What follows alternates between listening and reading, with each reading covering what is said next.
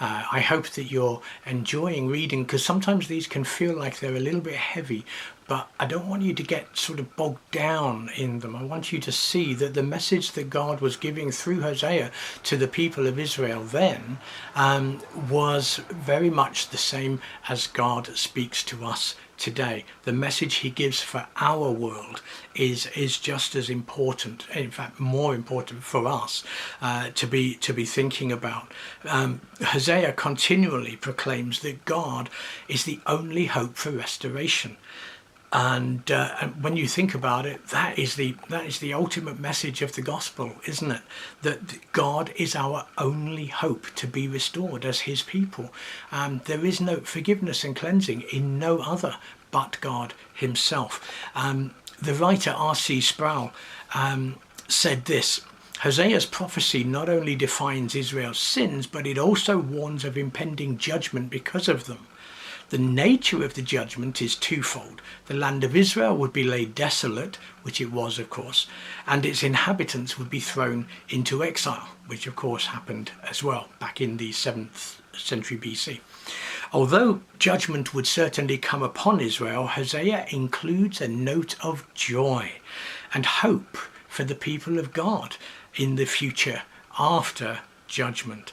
And so he goes on to say Israel's coming punishment would not be the end, but God would one day bring about a splendid time of restoration.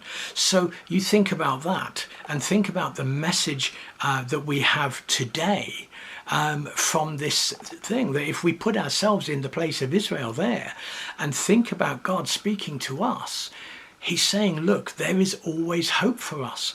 But there is no hope in continuing down the path the world has set itself on.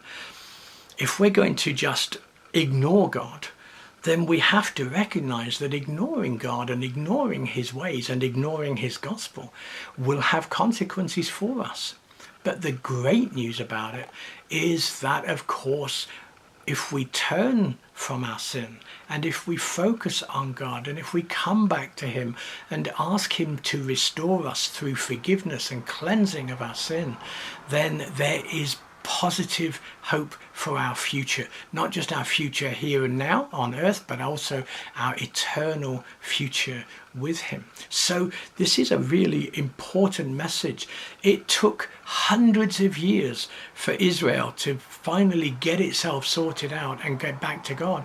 But then we look today and we see Israel still in a position of being torn apart by different religious groups. We have, of course, if anybody's been to Israel, if we've been to Jerusalem, you know they've got the different quarters, as they call them. And you've got the Christians, which is a relatively small quarter.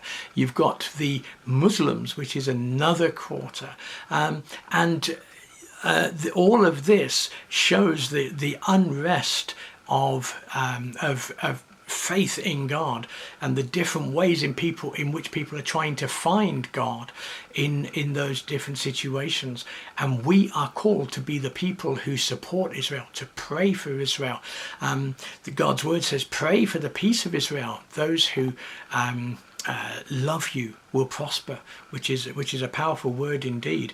So we need to support what God is doing, but he's not just doing it in the land of Israel, he's doing it in the land of all his people, which includes us. God is restoring us. God is bringing us restoration, forgiveness, wholeness. And this is the powerful frontal message of the gospel. And so I really want to encourage you that today and every day, the biggest message has got to be, let's move away from the way of the world and focus on the ways of God, because with that we receive the promises that he has given us. And that, trust me, is really good news. Okay, chapters 7 and 8 tomorrow. Bye-bye.